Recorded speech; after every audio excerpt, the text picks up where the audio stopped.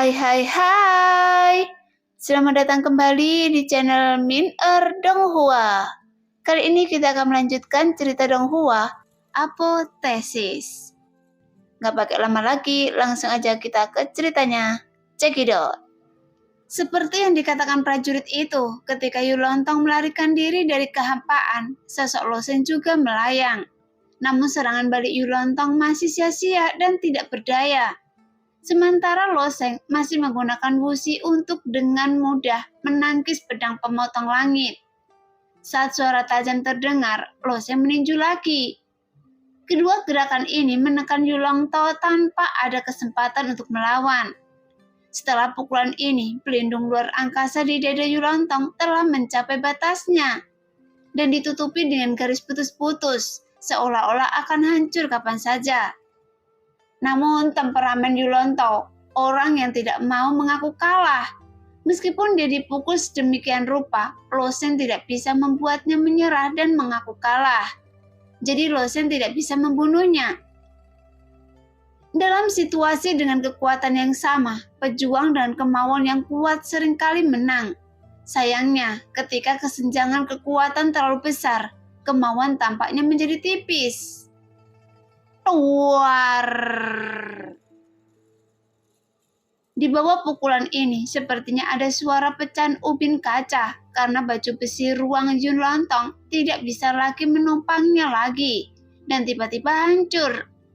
Kemudian pukulan Loseng langsung mengenai dada Yulontong. Jadi ketika kekuatan besar menghantam dada Yulontong melalui tinju Loseng, Yulontong tiba-tiba menghantam dasar seperti bintang jatuh. Karena mereka berdua baru saja bertarung dalam kehampaan, sekarang mereka sudah keluar dari penghalang. Ketika mereka dipukul seperti ini tanpa penghalang, Yulontong menabrak langsung ke alun-alun. Untungnya para prajurit di bawah menghindar dan sosok Yulontong langsung membuat lubang besar ke tanah. Segera asap dan debu yang mengepul tertiup angin kencang seperti asap serigala yang mengepul liar. Dan dalam sekejap asap tersebut kembali tertiup angin. Adapun Yulontong, dia sudah terbaring tak bergerak di lubang besar. Tidak tahu apakah dia masih hidup atau sudah mati. Yang membuat semua jenius tingkat dewa dari 4 kerajaan dewa utama memandang Yulontong dengan tatapan kosong. Karena mereka tahu betapa kuatnya Yulontong sebelumnya.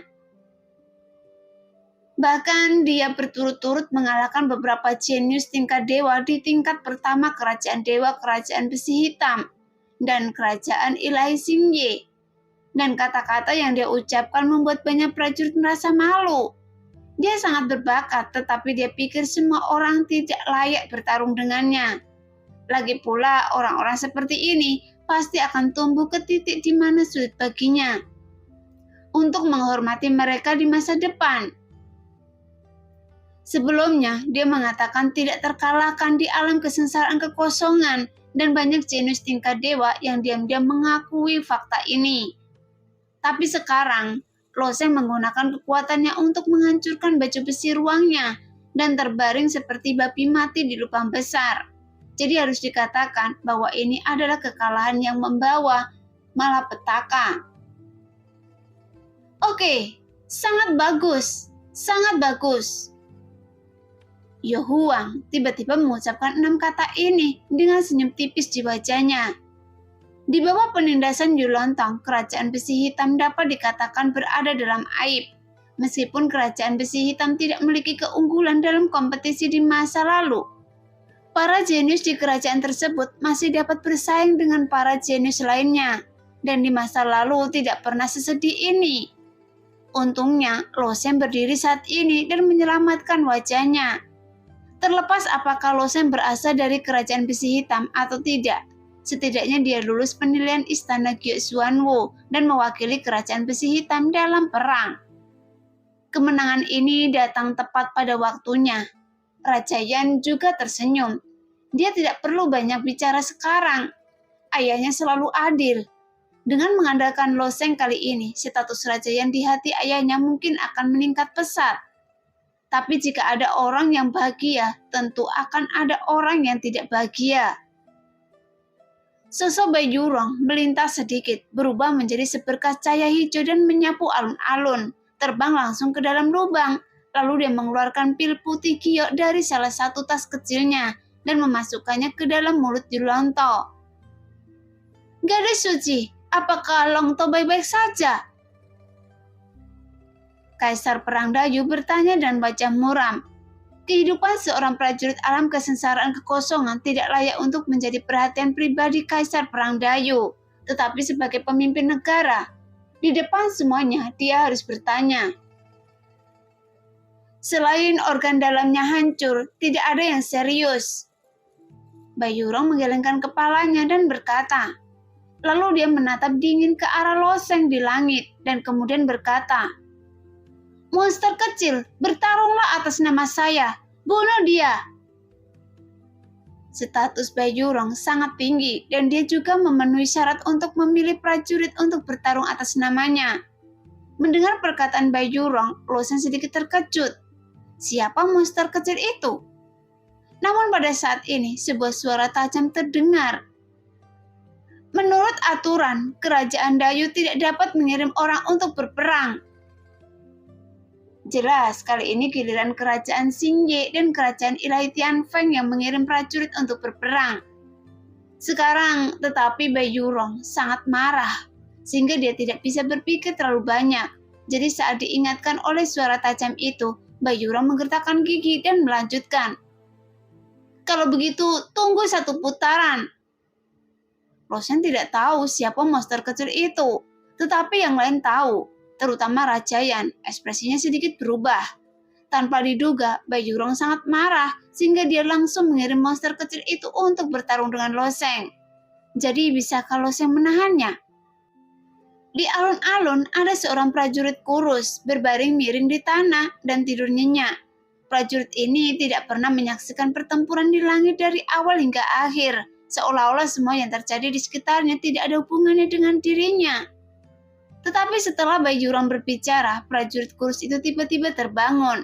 Ketika dia membuka matanya, dia menemukan bahwa tidak ada bagian putih di matanya. Bola mata di bawah kelopak matanya hitam pekat, seperti lubang hitam yang terlihat sangat aneh. Dan orang ini adalah monster kecil seperti yang dikatakan Bayi Jurong. "Bayi Jurong, apakah Anda ingin saya bertarung atas nama Anda?" Monster kecil itu memiliki sosok yang sangat aneh. Bahkan semua orang tidak tahu bagaimana dia memutar langkahnya dan datang ke sisi Bayi Jurong dalam sekejap. Dan dia sangat tabu untuk memanggil nama Bayi Jurong di depan banyak orang. Bagaimanapun, Bayi Jurong adalah gadis suci esoteris. Meskipun dia berasal dari kerajaan Dayu, pengaruhnya telah menyebar ke seluruh kerajaan dewa. Lagi pula, sektenya tidak memiliki batasan kerajaan. Dengan menggunakan kekuatan dunia atas, kultus esoterik telah mengembangkan banyak penganut di 4 kerajaan dewa utama. Dan ini juga yang menjadi alasan. Meskipun Bayi Jurong tidak kuat tetapi memiliki status transenden. Bahkan Kaisar Perang Dayu tidak akan memanggilnya dengan namanya dan dia akan memanggilnya gadis suci. Tetapi monster kecil ini tidak memiliki pantangan seperti itu. Mendengar itu, Bayi Jurong memelototi monster kecil itu dengan ganas. Jika dia punya pilihan, dia benar-benar tak ingin membiarkan orang ini bertarung. Meskipun ada sejumlah besar rumah seni bela diri di antara 4 kerajaan dewa utama. Dan istana seni bela diri nomor 1 di benua kerajaan dewa, dia adalah prajurit istana Jiunding yang diakui.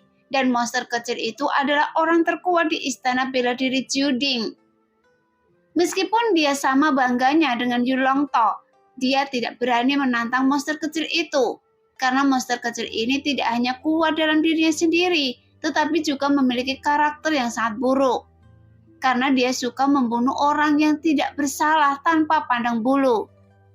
Tetapi dia juga menuruti keinginannya secara berlebihan. Yang lebih keterlaluan adalah wanita yang berhubungan dengannya sering disiksa dan dibunuh olehnya. Mereka mati tanpa alasan selama bertahun-tahun ini, dan monster kecil itu mungkin memiliki 1.800 wanita cantik di tangannya. Bahkan monster kecil ini mencoba menyerang Bayi Jurongnya lebih dari sekali. Meskipun dia tidak rakus akan kecantikan Bayyurong, tapi dia tertarik pada identitasnya sebagai gadis suci. Namun pejuang manapun yang berani menunjukkan pikiran jahat sedikit pun kepada Bayyurong, jika tidak mereka akan mati tanpa pemakaman. Jadi bagaimana gadis suci esoterik itu bisa dihujat oleh orang lain? Tapi monster kecil itu pengecualian. Dia pernah secara terbuka mengatakan bahwa dia akan membawa Bayyurong ke kamarnya jika dia punya kesempatan.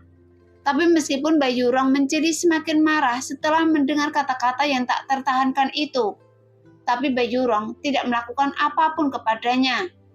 Lagi pula, rumah bela diri Juding sudah menjadi rumah bela diri nomor 1 di benua dewa dan mendekati tingkat kekuatan kelas 7, dan monster kecil itu terlalu penting bagi rumah bela diri Juding. Namun alasan mengapa monster kecil itu penting bukan karena kekuatannya sendiri. Lagi pula dia hanyalah orang kuat di tahap akhir dari alam kesengsaraan kekosongan dan tidak mungkin menjadi lawan dari orang kuat di alam laut dewa. Meskipun istana bela diri Juding tidak kekurangan orang-orang kuat di alam hidup dan mati dan alam laut dewa, tetapi mereka tidak dapat hidup tanpa monster kecil. Hal ini karena dalam 30 tahun terakhir, Kerajaan Dayu begitu makmur dan lebih muda. Generasi pejuang telah berkembang begitu cepat, dan alasan mengapa monster kecil itu sendirian. Karena monster kecil ini memiliki bakat yang sangat istimewa. Karena pejuang manapun yang bersaing dengannya, mereka akan dengan mudah memasuki kondisi pencerahan. Misalnya, seorang jenius tingkat dewa di alam kesengsaraan kekosongan telah terjebak dalam kemacetan tertentu dan sangat mudah untuk menerobos setelah bertarung dengan monster kecil. Terlebih lagi, bakat monster kecil ini tidak hanya efektif untuk para pejuang di alam kesengsaraan kekosongan, tetapi juga memiliki efek pada orang-orang kuat di alam hidup dan mati, bahkan orang-orang kuat di alam laut dewa. Namun secara relatif, semakin kuat kekuatannya, maka semakin lemah efeknya. Ketika sudah benar-benar mencapai ranah Kaisar Perang Dayu, efeknya sudah minimal. Tapi bagaimanapun juga, kemampuan ini memancarkan daya tarik paling fatal bagi hampir semua prajurit. Bahkan jika karakter monster kecil itu sangat buruk, rumah bela diri Juding tetap memperlakukannya sebagai seorang kakek. Banyak master besar alam laut ilahi di 4 kerajaan ilahi utama juga berencana untuk membudidayakan monster kecil. Sekarang monster kecil itu hanya berada di tahap akhir dari alam kesengsaraan kekosongan. Bakatnya akan berdampak kecil pada monster besar alam laut dewa. Jika orang ini dibudidayakan ke alam hidup dan mati, bagaimana dengan alam laut dewa? Jadi jika mereka ingin membuat kemajuan lebih jauh dan mencapai tingkat kultivasi yang lebih tinggi, Kaisar Perang Dayu ingin melakukannya. Yo Huang ingin melakukannya dan penguasa kerajaan Tianfeng juga ingin melakukannya. Karena terbatasnya sumber daya di alam bawah, sulit bagi sebagian besar kekuatan alam Shanghai untuk mengatasi rintangan tersebut. Dan monster kecil ini memiliki bakat yang begitu istimewa, sehingga dia menjadi objek perhatian semua orang. Dan dia adalah harta paling berharga kerajaan Dayu, dan bahkan 4 kerajaan besar. Karena itu, monster kecil itu berperilaku tidak bermoral, jadi tidak ada yang berani menimbulkan masalah baginya. Bahkan sebelumnya di kerajaan Dayu, karena monster kecil itu menyukai seorang wanita di istana. Dia berkelahi dengan seorang pangeran berbakat dari kerajaan Dayu. Dan monster kecil itu membunuh sang pangeran karena marah. Adapun status pangeran kerajaan Dayu bahkan lebih tinggi dari Liu Hong, tapi dia membunuhnya. Tapi saat itu, meskipun Kaisar Perang Dayu sangat marah, dia tidak meminta pertanggungjawaban monster kecil itu. Pada saat ini, Bayyurong berpikir sejenak, kemudian memandang loseng yang melayang di udara. Dia menggigit bibirnya dan menjawab, "Iya, saya ingin Anda bertarung atas nama saya." Oke. Sudut mulut monster kecil itu pecah-pecah. Dengan pupil hitamnya yang aneh, dia tidak terasa seperti manusia, melainkan monster humanoid. Dia menggosok tangannya lalu mendekati Bai Yurong dan mendengus hidungnya. Kemudian dia tersenyum dan berkata, "Saya ingin hadiah." Mendengar itu, Bai Yurong merasakan firasat buruk di hatinya. Dia takut monster kecil ini akan membuat omong kosong lagi. "Hadiah apa yang Anda inginkan?" Bai Yurong bertanya dengan suara yang dalam. Monster kecil itu terus menggosok tangannya, dan kemudian energi aslinya mengirimkan pesan ke Bai Yurong, tetapi orang lain tidak dapat mendengarnya. Melihat itu, warna merah cerah muncul di wajah Bai Yurong, dan dia memarahi dengan wajah marah. "Monster kecil, apa kamu mencari kematian?" Faktanya, Bai Yurong tahu bahwa dia akan membuat permintaan yang tak tertahankan. Untungnya, monster kecil itu juga mengetahui beberapa hal yang tabu dan menggunakan energi aslinya untuk menyampaikan pesan kepadanya. Jika orang lain mendengarnya, itu mungkin akan berdampak besar pada sekte esoterik. Dan permintaannya sangat sederhana, yaitu tidur dengannya sekali saja. Tapi bagaimana Bai Yurong bisa menyetujui permintaan seperti itu? Saat melihat Bai Yurong benar-benar marah, monster kecil itu menjadi sedikit tenang. "Karena Anda tidak menyetujui permintaan ini, lupakan saja. Tapi lain kali saluran roh terbalik terbuka. Jika sesuatu yang baik dilepaskan dari dunia atas, Anda harus membiarkan saya memilih dulu." Jelas, karena inilah alasan mengapa 4 kerajaan dewa besar sangat mendukung agama rahasia. Bahkan pemimpin kerajaan pun harus bersikap sopan kepada Bai Yurong, karena hanya kultus esoterik yang dapat terhubung dengan umat manusia di dunia atas. Setiap beberapa tahun, alam atas akan membagikan sejumlah harta dari alam atas melalui saluran kontrak spiritual. Namun, hal-hal ini tidak dibagikan dengan sia-sia. Kultus esoterik di alam atas juga mengadakan 4 dewa besar. Kerajaan ini sepenuhnya merebut Tian Yu Shanghai dan mengambil hal-hal penting di dalamnya. Secara umum, setelah bagian yang menantang surga dibuka, orang pertama yang dipilih secara alami adalah penguasa dari 4 kerajaan dewa utama. Tetapi hal-hal ini juga didistribusikan oleh Bai Yurong.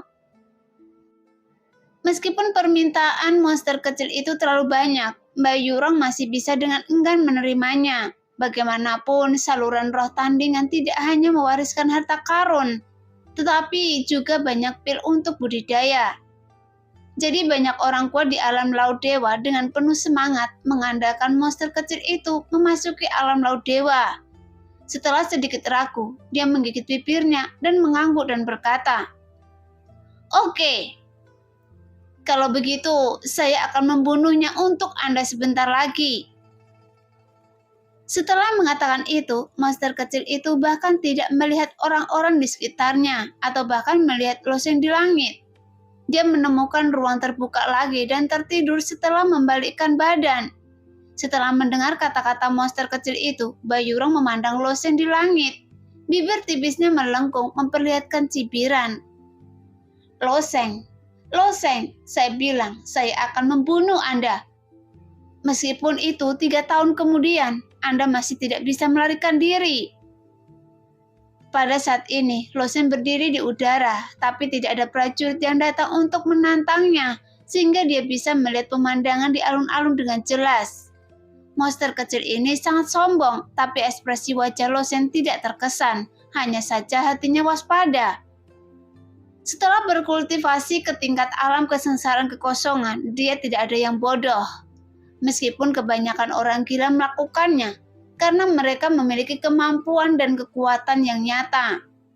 Melihat cibiran Bai Yurong, dia tampaknya sangat percaya diri dengan monster kecil ini. Tapi Loseng secara alami percaya diri tentang monster kecil itu, dan dia tidak ingin membuat monster kecil itu menjadi waspada. Setelah mengalahkan Yulong Tao, sekarang giliran kerajaan ilahi Xingye dan kerajaan ilahi Tanfeng mengirim prajurit untuk berperang.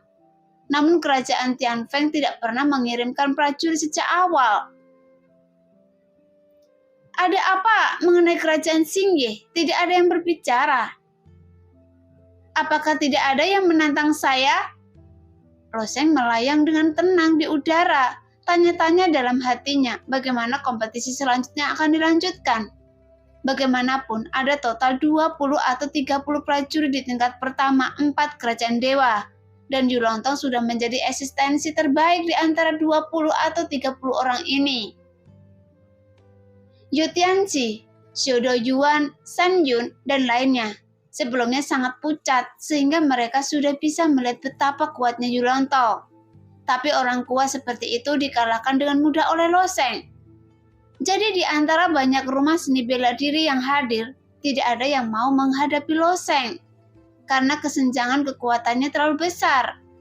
Tentu saja ini tidak berarti bahwa generasi muda di antara 4 kerajaan dewa utama tidak ada yang benar-benar berani berdiri. Bagaimanapun, banyak pangeran dari kerajaan dewa dan pangeran dari kerajaan dewa juga merupakan keberadaan monster di antara monster. Mereka mewakili garis keturunan bawaan tertentu, atau mengembangkan keterampilan aneh, atau mengandung harta penting dan teknik rahasia yang kuat. Hanya saja bagaimana keluarga kerajaan bisa berperang dengan mudah. Siapa lagi yang ingin menantang Loseng dari kerajaan besi hitam? Pada saat ini, giliran Zhou Huang yang berbicara dengan ekspresi bangga yang kuat di wajahnya. Namun Kaisar Perang Tianfeng yang diam dari awal sampai akhir berkata, Yun jika Anda benar-benar tidak dapat menahannya, pergilah dan berdebat dengan Luo Tianxing dan hentikan dia saja. Kemudian terdengar suara perempuan yang feminim menjawab, Iya ayah. Segera seorang wanita dengan rambut panjang seperti air terjun keluar dari belakang Kaisar Perang Tianfeng. Rambut wanita ini panjang dan setengah dari rambut panjang itu menjuntai hampir sampai pada mata kaki. Apalagi rambutnya dikepang. Kalau tidak, pasti akan terseret ke tanah. Itu adalah putri kecil kerajaan Tianfeng. Sekarang keluarga kerajaan benar-benar pergi berperang. Sudah bertahun-tahun dan saya belum pernah melihat keluarga kerajaan berperang. Secara umum, bukankah keluarga kerajaan tidak berperang? Ketika tidak ada yang mau bertarung, putri kerajaan Dewa Angin benar-benar melompat keluar saat ini, sehingga yang jauh melampaui ekspektasi semua orang. Kerajaan ilahi Tianfeng ini milik keluarga Huo, dan putri kecil bernama Yun ini juga merupakan orang dengan latar belakang yang hebat. Dikatakan bahwa Huo Yun adalah prajurit paling berbakat di antara keluarga kerajaan Tianfeng, karena Huo Yun jugalah semua pangeran kerajaan Tianfeng digulingkan. Lagi pula para pejuang selalu menghormati kekuatan. Meskipun Huo Yun adalah seorang wanita, jika kekuatannya tumbuh dan dia dapat mencapai alam laut dewa di masa depan, dia juga dapat mengambil alih posisi Kaisar Perang Tianfeng dan menjadi seorang ratu. Namun dalam sejarah kerajaan dewa, tidak ada wanita yang pernah naik ke posisi pemimpin, tetapi semua orang sangat optimis tentang Huo Yun Dia kemungkinan besar akan memecahkan rekor dan menjadi ratu pertama di kerajaan dewa. Saat ini, Huo Yun terlihat sangat lemah, tapi ekspresinya cukup menawan. Sosoknya sedikit berubah, dan lingkaran teratai api tiba-tiba muncul di bawah kakinya. Dia menginjak teratai api itu dan perlahan melayang di udara. Ketika dia memasuki penghalang, dia tersenyum manis dan ada cahaya api samar di antara alisnya. Nama saya Huo Yun Loseng mengangkat alisnya. Sebagai putri kerajaan dewa, pihak lain juga sangat sopan. Jadi Loseng tentu saja tidak akan mengabaikan. Saya Luo Tianxing. Ayahku mengatakan bahwa tindakan yang diambil oleh keluarga kerajaan akan menjadi tindakan yang tidak sopan. Tapi menurut saya kemampuan ayah saya untuk memerintah kerajaan dewa tidak bergantung pada martabat atau apapun. Itu bergantung pada kekuatan keluarga Huo saya. Jika kekuatan tidak cukup, bagaimana Anda bisa memiliki martabat? Huo Yun masih berkata dengan tidak tergesa-gesa. Namun suaranya yang lembut dan merdu terasa seperti aliran mata air yang manis di telinga, membuat semua orang sangat nyaman saat mendengarkannya. Saya sangat setuju dengan pernyataan ini. Lo Sheng mengangguk dan berkata, semua reputasi besar didukung oleh kekuatan. Jika tidak ada hal seperti itu, maka akhirnya tidak berakar dan airnya tidak bersumber, dan itu akan menjadi reputasi yang benar-benar salah. Jadi, saya ingin berdiskusi dengan Anda, kata Wu Yun-er sambil tersenyum lembut. Saya merasa sangat tersanjung bisa bertarung melawan putri kerajaan dewa. Lo Sheng juga segera berkata.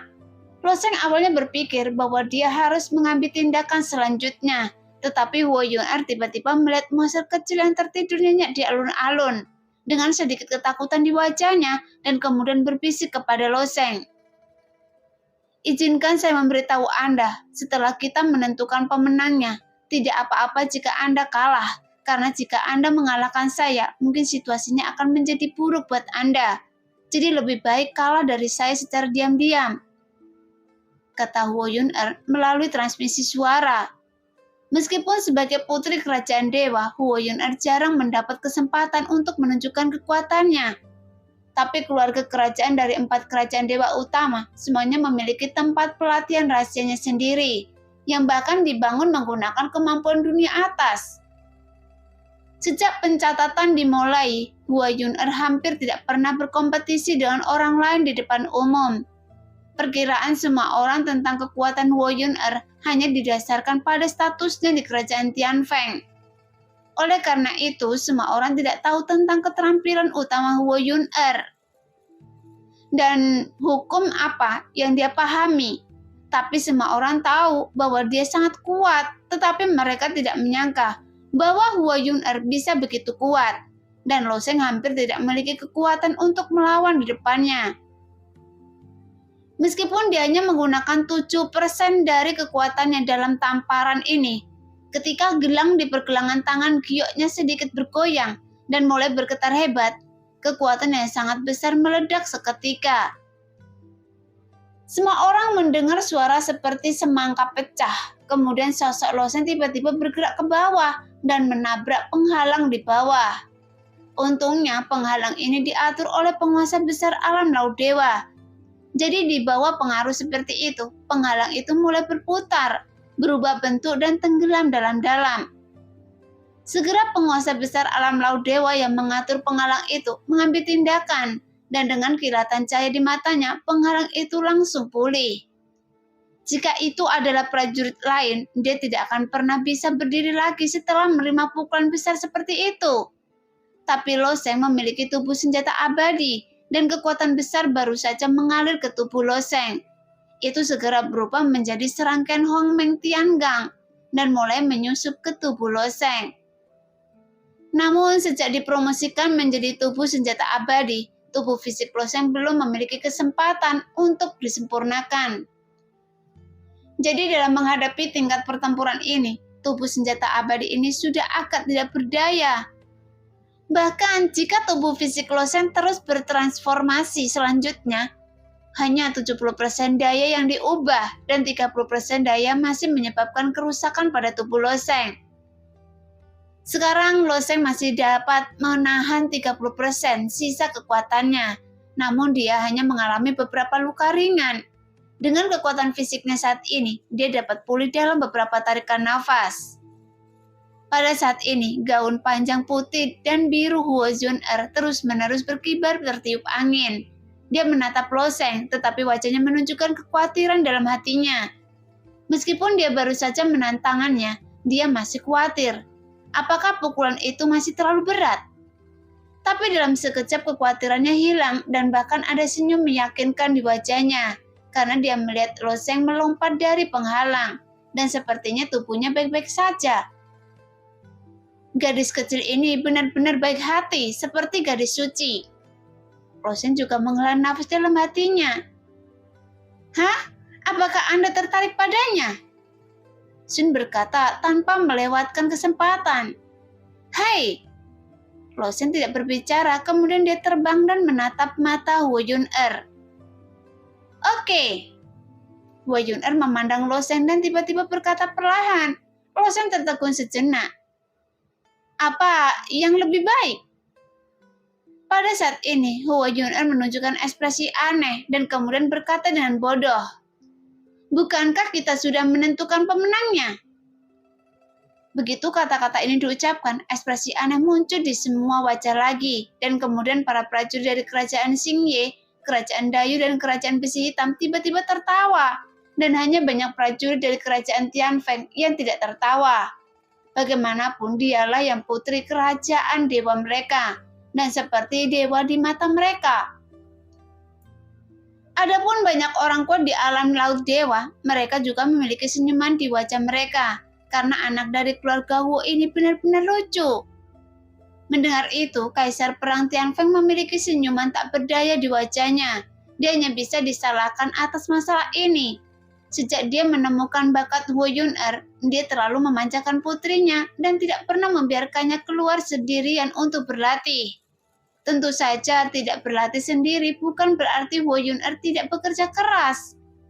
Faktanya, Huo Yuner telah memfokuskan hampir seluruh energinya pada kultivasi selama bertahun-tahun dan meninggalkan hampir semua aktivitas lainnya, sehingga karakternya hampir tetap dalam kondisi seorang gadis berusia 7 atau 8 tahun. Terlalu baik dan polos, dan pada saat yang sama disertai dengan kekuatan dan bakat yang menakutkan. Kita belum memutuskan pemenangnya, jawab Lo Sheng serius. Huo Yuner memasang ekspresi aneh di wajahnya dan telah berpikir sejenak. Dia menjawab, "Tapi Anda jelas-jelas terjatuh sekarang." Lo Sheng tersenyum sedikit dan tiba-tiba ada ekspresi licik di wajahnya dan dia menjawab dengan nada yang sama, "Tapi saya belum menyerah." Huo Yuner mengedipkan matanya dan tiba-tiba menyadari, "Oh, dengan kata lain, saya harus membuat Anda mengaku kalah. Sekarang saya mengerti. Dia hanya tidak akrab dengan dunia, tapi dia tidak terlalu bodoh. Menurutnya, Lo Sheng memang baru saja dikalahkan. Ini hanya sebuah kompetisi. Tidak perlu semua orang bertarung sampai mati." Sekarang dia mengerti itu. Dia hanya punya waktu pemikiran di benaknya, yaitu membiarkan Lo Sheng mengaku kalah.